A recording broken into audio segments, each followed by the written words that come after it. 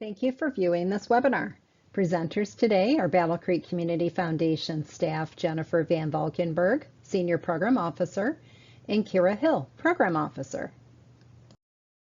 In this webinar, we will provide you with information about BCCF's competitive grant process and walk through the application for spring 2025-2026. It is our hope this information will help you determine whether you would like to pursue applying for a competitive grant through BCCF, and that if you do choose to apply, that you have access to information that will be helpful to you in the process. Our objectives for the webinar include a review of where you can find the Grantee Partner Resource Guide, an informational tool that has been developed to provide helpful information about BCCF grant making, a review of the competitive grant process so you have an understanding of the different steps involved, and we'll also review the new application and provide some helpful information for completion. If you have questions or need assistance, the grants team is here to help, so please don't hesitate to reach out to us. Our contact information will be provided on the final slide. First, we'll touch on where you can find the Grantee Partner Resource Guide. The arrow on this slide shows a clickable button where you can download the guide. This can be found on the Grant Opportunities section of BCCF's website at www.bccfoundation.org. We recommend you review the resource guide closely before applying for a grant. This guide contains helpful information on the following items: grant eligibility, BCCF funding priorities and focus areas for this year, grant opportunities, details on the competitive grant process along with tips for success with your application, and common reasons grants do not receive full funding, frequently asked questions, and samples of BCCF's grant award agreement and fiscal sponsor agreement. BCCF competitive grants are for funding requests over $1,500 and should align with at least one of BCCF's focus areas of livable communities, education, or health. Competitive requests must be submitted by the established deadline in order to be considered for funding in that grant round. Competitive grants are typically programmatic in nature. Of note, operating grant requests, including arts and culture operating grant requests, are not being considered for the fiscal year 2025-2026 competitive grant cycle. On your screen, you'll see a flowchart that shows the steps of the competitive grant process from beginning to end. There are 3 phases to the process. Phase 1. This is where the project planning begins for a possible grant application. We realize how valuable your time is, and we have created the Grantee Partner Resource Guide and this webinar so that you can review the information at your convenience to prepare for the application process. If, after reviewing the resource guide, you'd like to meet with a grants team member, please reach out. We are available to meet with you to discuss your ideas for the project or review a draft application up to 5 days before the competitive grant deadline. Phase 2 is the proposal submission, committee efforts, and funding decision phase, which outlines the steps that occur once your proposal is submitted. Our staff reviews each submission, and if there are any questions about the project, they will be either emailed to you directly, or a site visit meeting will be held to learn more about the request.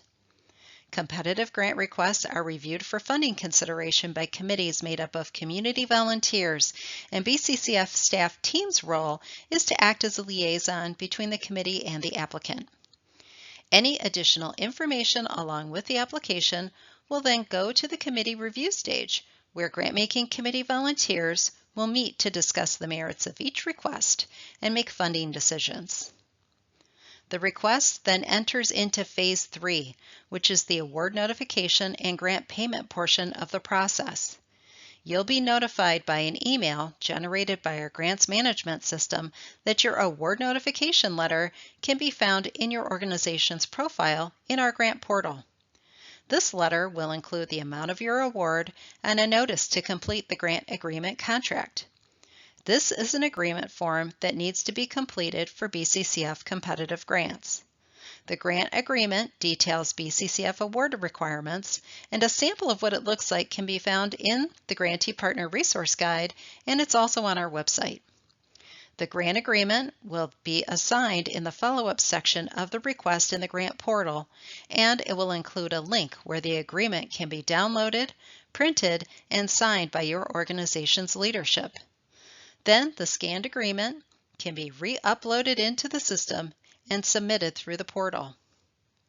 Once the signed contract is received by BCCF, grant funds will be dispersed to your organization. You will then facilitate your project utilizing grant funds as outlined in your application and budget. The final step is the completion of the final grant report, which will also be assigned in the follow-up section of the project in the grant portal. Please review your award letter for details on your final grant report timing requirements. In the final grant report, you will be asked to share the impact of the grant, lessons learned through the project, and outline how the awarded funds were spent, which should match the plan outlined in your application. Next, we'll review the competitive grant deadlines and key steps for this year. 2 competitive grant rounds will be held this year. Grant Round 1 is the spring grant round, and Grant Round 2 is the winter grant round. The application will be open in the grant portal for each grant round about 5 weeks before the application deadline. When the application opens, you can apply for the competitive grant by going to our website and clicking Begin BCCF Competitive Grant Application button, which will take you to the grant portal. At this point, applicants can begin populating the application, save it, and return back to it when it is convenient. In order to be considered for funding in that grant round, the application must be submitted with all required attachments by the established deadlines.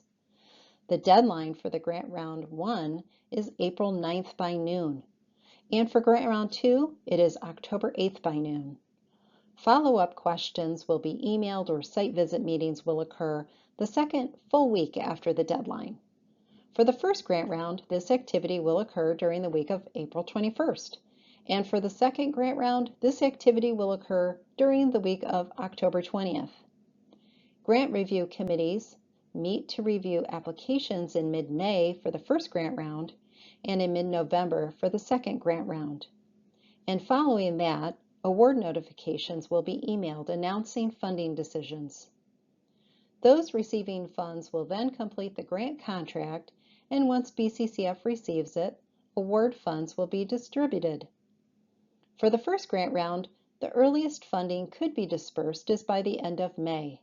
And for the second grant round, the earliest funding could be dispersed would be by the end of November. BCCF general grant award periods are for 1 year in length, which means grant funds will need to be expended by the end of the award period. Also, BCCF does not provide retroactive funding, which means we can't reimburse organizations for funds that have already been spent, so planning the timing of your submission is critical. The April deadline is ideal for summer or fall programming, while the October deadline is ideal for winter and spring programming. Some examples of grant requests that can be considered are to support arts and culture programs, workforce development, educational programs, health-related programs, livable community projects, and youth-related programming. Of note, arts operating funding is no longer available through the competitive grant process. Next, we will review the application. The first step in the application process is the eligibility determination. To apply, you must be a federally recognized 501c3 nonprofit organization, which includes churches, or a tax-exempt public entity like a school or municipality. If you are not a federally recognized 501c3 nonprofit or tax-exempt public entity, you must have an established relationship with a 501c3 nonprofit org who will act as your fiscal sponsor. The fiscal sponsor should have a similar mission to your own, and they will act as a fiduciary for any grant funds you may be awarded. A requirement for those using a fiscal sponsor is to complete a fiscal sponsor agreement form. Both the applying group and the fiscal sponsor will need to sign the form outlining their partnership. This will be reviewed in more detail later in the presentation. Next, your project must serve the Greater Battle Creek or Calhoun County area. The majority of BCCF grant funds are to benefit the Greater Battle Creek area, which includes the cities of Battle Creek and Springfield, and the townships of Bedford, Emmett, and Penfield. There are a minimal number of initiatives that BCCF can support at a Calhoun County-wide level, so please check out our website for more details. If you do not pass the eligibility screening, you will not be able to proceed with applying for a grant. Once you pass the eligibility screening, the system will provide you the ability to apply for a competitive grant. Of note, BCCF has developed a competitive grant application guidance tool that you may find helpful as you populate the competitive grant application. This tool provides sample language and guidance for answering some of the questions on our application. You can find this tool on our website by clicking the Competitive Grant Application Tool button under the Grant Opportunities tab. On the screen, we have provided an example of the box that will pop up before you start filling out the application, offering you the option to copy your organization's mission statement and the start date for your organization's fiscal year directly into the application. These questions can be automatically populated into the application for those organizations that have a candid profile. This is an option for your convenience, so if you don't have a candid profile or if the information in Candid is not up to date, you will have the ability to manually enter or change the information in those fields. This is the first page of the application, and throughout you'll note that there are character limits for each question. We've also provided an explanation for each question, so we recommend you carefully review each area for more detail. Any question that has a red star next to it means it is a required field and will need to be completed before the application can be submitted. The first question under Organization Questions is the mission statement, which may be automatically populated by Candid. This area should articulate your organization or group's core purpose. If you're using a fiscal sponsor, you may need to go back and manually enter your group or organization's mission statement rather than have that of your fiscal sponsors. In the fiscal year start area, you'll list the start date of your organization's fiscal year. Knowing this helps us understand your organization's financial calendar. Also, if you have any outstanding grant reports, you'll want to complete them before submitting a competitive grant request. Next, you'll select a title for your program or project, and then you'll select the service area that will be impacted by your project, either Greater Battle Creek or Calhoun County. Then you're asked to explain how your program aligns with at least one of BCCF's focus areas of livable communities, education, and health. To review these in detail, you can follow the link in the application to our website or review the Grantee Partner Resource Guide. You'll also be asked to provide the proposed project start date. We recommend that you select a start date after BCCF's projected grant payment date for the grant round in which you are applying. For example, if you're applying in the first grant round, we recommend you select a start date after June 1st, and for the second grant round, a start date after December 1st. This indicates that any awarded grant funds would be used for future purchases. The Executive Project Summary is an area where you will be asked to very briefly summarize your project in no more than 3 sentences. This is a high-level summary that highlights the project's objectives, who will be served through the project, and the issue it's addressing, and possibly the expected outcome. In the project description, provide information on the project you're seeking funds for. Consider including the who, what, when, where, and how of your project. This is where you can describe the project in detail so our committee members can really get to know your project's purpose, activities, and timeline. The project needs section of the application is where you can explain why this project is important for the community and provide details and data to support your request. In the Community Impact section, you are asked to share what you anticipate the impact will be of the project on the community. The target populations to be served through the project is next, and you can select all target populations that will be impacted by your program. And in the target population narrative, you'll have the opportunity to provide more detailed information regarding the target population, including ages of those to be served and the number of people you expect to impact. The next question, you're asked to select how you will reach out to the target population for the project and how you will publicize or promote your program. There are several choices to select from, and we encourage you to select all options that apply. If a method for target population outreach isn't on the list, you'll have the opportunity to write in an option. In collaborations and partnerships, you're asked to list the names of other organizations or groups that you're partnering with on the project.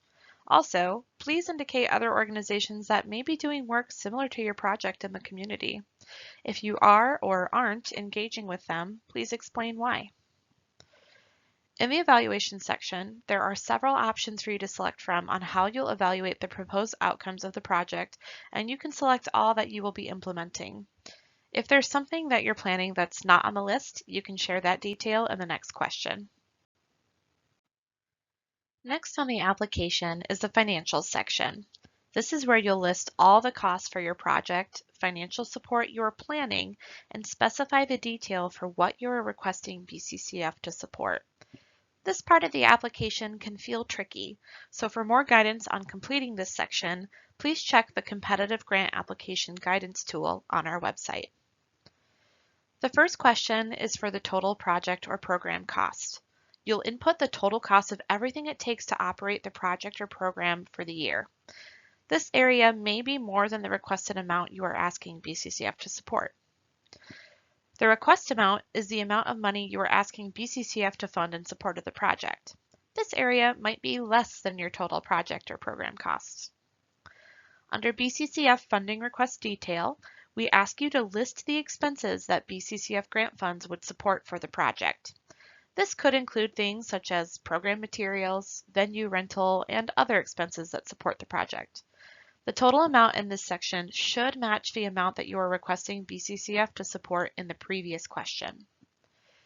BCCF also recognizes the importance of supporting indirect expenses and has established an indirect cost rate for all programmatic grants. This means up to 15% of the amount of your organization's grant request can be used to support things that are necessary for your organization to operate, but not directly tied to a specific project. Next, you are asked what other financial support you may have for the project. You have several choices, and you can select all that apply. If you select Other, you have the opportunity to share more detail on it in the next question. After that, you'll list the value of in-kind and non-cash contributions that support the project, which would include items that are donated or discounted that help make the project possible, and volunteer time.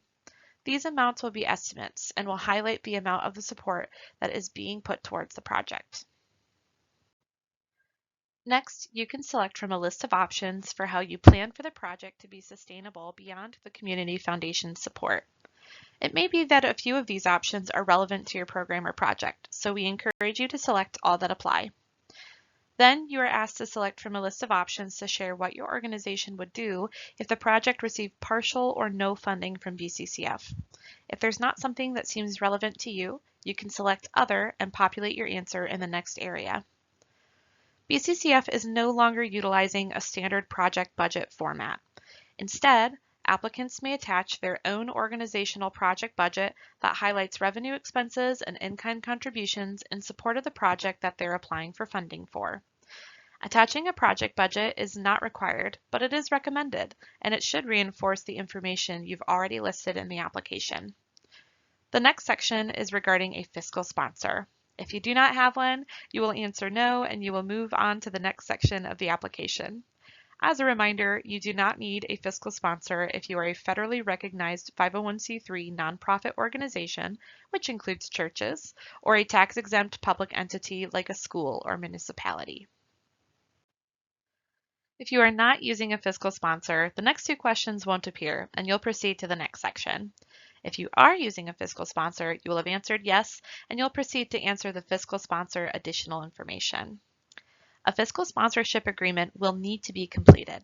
This form outlines the agreement between the applying organization or group and the fiscal sponsor, and is required to be signed by both parties and uploaded with your application. If you need a fiscal sponsorship agreement form, you can find it in the Grantee Partner Resource Guide or on our website. The next section are other attachments to include with the application. You'll need to include an operation budget for your current fiscal year, or if you have a planned operation budget for your organization's upcoming fiscal year that the project would occur in. You have the option to upload the program brochure or plan. This isn't required, but if you have one and would like to share it with the committees, it can be attached in this area. Other attachments include an option to upload letters of support from those you're partnering with on a project, or if the project you're planning will benefit another organization. For example, if you're planning a project at a school, a letter of support from the school can be uploaded here to show that the school's interested in having the program. If you're working with multiple partners and would like to upload more than one letter of support, you will need to combine them into one PDF and upload them together. There's also an option to upload additional documents that may be helpful for committees to review with your application, such as photos, flyers, video links, etc. Under Organization Leadership and Applicant Attestation, please list the best organizational contact for BCCF to reach out to related to the proposal, and include their name, title, email, and phone number. This may or may not be the applicant. In addition, please provide the same information for your CEO, executive director, or chairperson if it's different from what you've already provided.